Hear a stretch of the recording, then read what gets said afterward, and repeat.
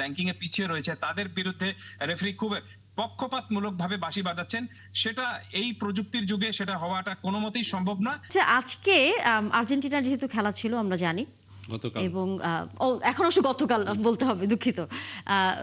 সেই হিসেব করে মেসির সাথে হচ্ছে রেফারির বেশ তর্ক বিতর্ক হলো, যেটি নিয়ে খেলার বাইরের খবর। আসলে একটু আমাদেরকে বলবেন এই বিষয়টি কিভাবে আপনি দেখছেন?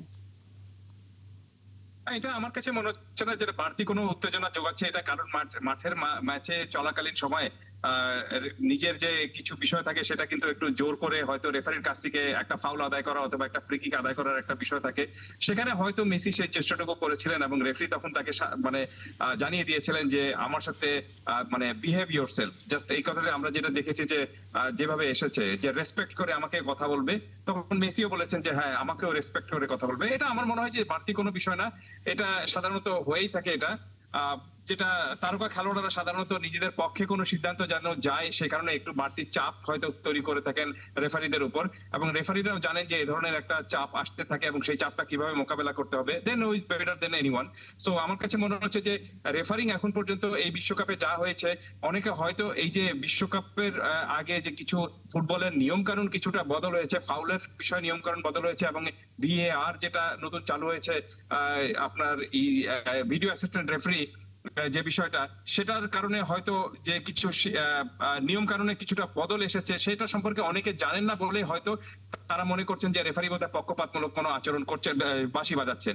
কিন্তু এখন পর্যন্ত আমার কাছে সেরকম ভাবে কোনো কিছু মনে হয়নি, বরঞ্চ আমি মনে করি যে প্রযুক্তির সহায়তা নিয়ে আপনি যদি কোনো ভুল সিদ্ধান্ত হয়ে থাকে সেই সিদ্ধান্তকে যদি আপনি রেকটিফাই করার সিস্টেম আপনার কাছে থাকে তাহলে ইটস ভেরি গুড, এবং সেটাই রেফারি করছেন। যেমন গতকালকে তিনি একজনকে হলুদ কার্ড দিয়েছিলেন এবং পরে দেখা গেল যে তিনি যাকে হলুদ কার্ড দিয়েছেন আসলে তিনি সেই হলুদ কার্ড পাওয়ার মানে তিনি সেই হলুদ কার্ড পান না, বরঞ্চ তিনি যেন হলুদ কার্ড পান সে কারণে আরেকজন ভান করেছেন, সিমুলেশন করেছেন, অর্থাৎ তিনি ইচ্ছাকৃত ভাবে পড়ে গিয়ে তাকে হলুদ কার্ড তার প্রতিপক্ষের কাছ থেকে আদায় করে নিয়েছিলেন। এটার ক্ষেত্রে যে নিয়মটা রয়েছে সেটা হলো যে আপনি কোনো ধরনের কোনো ভান যদি করেন বা কোনো অভিনয় করেন বা কোনো ধরনের একটা অভিনয় করে যদি পড়ে গিয়ে ফাউল আদায় করার চেষ্টা করেন তখন সেখানে একটা হলুদ কার্ড আপনি প্রাপ্য হবেন, এবং যাকে হলুদ কার্ডটা দেওয়া হয়েছিল তিনি এর আগে আরেকটা হলুদ কার্ড পেয়েছিলেন বলে তাকে লাল কার্ড তিনি পেয়েছেন। আর এর আগেও যেটা হয়েছে যে আর্জেন্টিনার একটা গোল, আর্জেন্টিনার জালে একটা গোল গিয়েছিল কিন্তু সেই গোলটা পরে বাতিল হয়েছিল, সেটাও ফাউলের কারণে হয়েছিল, এবং আর্জেন্টিনার যে গোলটা দিয়েছিল সেই গোলটা বহাল রয়েছিল, সেটাও কিন্তু আপনার নিয়মের মধ্যেই পড়ে হয়েছিল সবকিছু। আর আমরা আসলে আমার মনে হয় যে এই ম্যাচ চলাকালে এই ধরনের ঘটনা কিছুটা ঘটে থাকে এবং তারপরে যারা তারকা থাকেন যারা খেলেন বা রেফারি যারা থাকেন তারা আমার মনে হয় না যে ম্যাচের শেষে এই বিষয়টা নিয়ে তেমন কোনো মাথা ঘামান, এবং ম্যাচ শেষ অতএব ওই উত্তেজনা সেখানেই শেষ, পরের ম্যাচের জন্য তারা হয়তো সেভাবে প্রস্তুতি নিয়ে থাকেন। আর আপনি যেভাবে বলছিলেন যে অল ইম্পর্টেন্ট ম্যাচ এখন চলে আসছে বিশ্বকাপে, মাত্র সব মিলিয়ে 4টা ম্যাচ বাকি রয়েছে, 2টো সেমিফাইনাল, একটা ফাইনাল এবং একটা তৃতীয় স্থান নির্ধারণী ম্যাচ। এখন চারটি দলই সেমিফাইনালে খেলছে, সেই 4টি দলই কিন্তু খুবই কন্টেন্ডার ছিল, বিশ্বকাপের কন্টেন্ডার, এবং আপনি জেনে অবাক হবেন যে 4টি দল এখন এই বিশ্বকাপে খেলছে, সেমিফাইনালে খেলছে, সেই 4টি দলের র্যাঙ্কিং কিন্তু 1 2 3 4, অর্থাৎ 1 2 3 4 যারা র্যাঙ্কিং এ রয়েছে ফিফা র্যাঙ্কিং এ তারাই কিন্তু এখন আপনার 1 2 3 4 এই মানে শেষ 4টি দল হিসেবে টিকে গিয়েছে এখানে।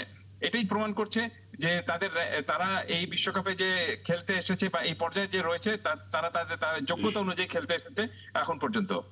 জি হ্যাঁ, জি, এই বিষয়ে আপনি তো টেকনিক্যালি সাউন্ড এই বিষয়ে কাজ করেন বলে আপনি একটা জাজমেন্টে বা কনক্লুশনে পৌঁছলেন যে নিয়মের মধ্যেই হয়েছে, কিন্তু ধরেন মিশর আর্জেন্টিনা ম্যাচ বা অন্য কয়েকটা ম্যাচের ক্ষেত্রে, সেনেগালের ম্যাচে ফর এক্সাম্পল, তাদের বিশেষ করে একটু দুর্বল দল বা দুর্বল রাষ্ট্র, গরিব রাষ্ট্র তুলনামূলকভাবে কম উন্নত রাষ্ট্র, তাদের মধ্যে একটা ব্যাপক অনুভূতি তৈরি হয়েছে যে তারা এক ধরনের অন্যায় শিকার হয়েছে।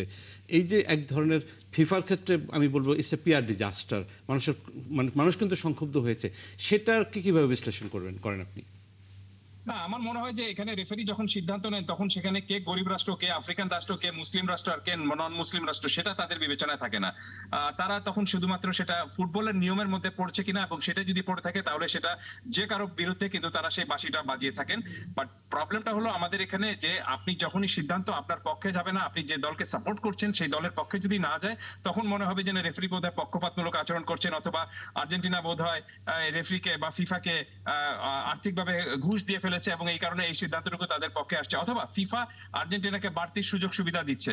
দেখুন, এই ধরনের অভিযোগ ওঠাটা আমি মনে করি না যে অন্যায় কোনো কিছু। কারণটা হলো যে একজনের মতামত যে সবাই একই মতে যে সবাই আপনার একমত হবেন সব বিষয়ে তা কিন্তু না। বিভিন্ন জনের বিভিন্ন মত থাকতেই পারে, এবং এই বিষয়টা যে শুধুমাত্র সোশ্যাল মিডিয়ায় আলোচনা হচ্ছে তাও কিন্তু না।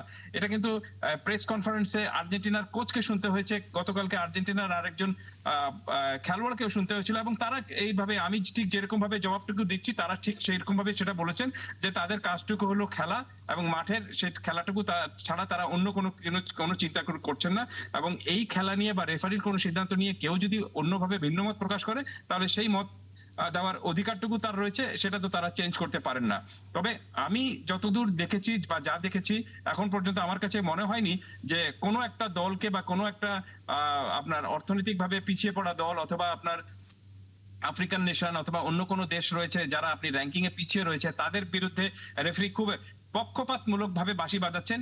সেটা এই প্রযুক্তির যুগে সেটা হওয়াটা কোনো মতেই সম্ভব না। বিষয়টা হলো যে আমরা নিয়ম কানুনগুলো ফিফা যে আপনি এই বিশ্বকাপ চলাকালীন সময় ভিআর এর যে কিছু নিয়ম কানুন রয়েছে সেই নিয়ম কানুনগুলোর মধ্যে যে নতুন কিছু নিয়ম প্রচলন করেছে সেই নিয়ম সম্পর্কে সম্যক অনেকের ধারণা নেই বলেই তারা রেফারির যে কোনো সিদ্ধান্তটাকে হয়তো সাদা চোখে একটু নিজের মতো করে দেখছেন বলেই এই ধরনের কথাবার্তা উঠছে। আমি যদি ভুল না বলে থাকি ডোনাল্ড ট্রাম্প ফোন করেছিলেন, এগুলো কি ন্যায়সঙ্গত? রাইট। আপনি কি আমাকে শুনতে পাচ্ছেন? হ্যাঁ হ্যাঁ।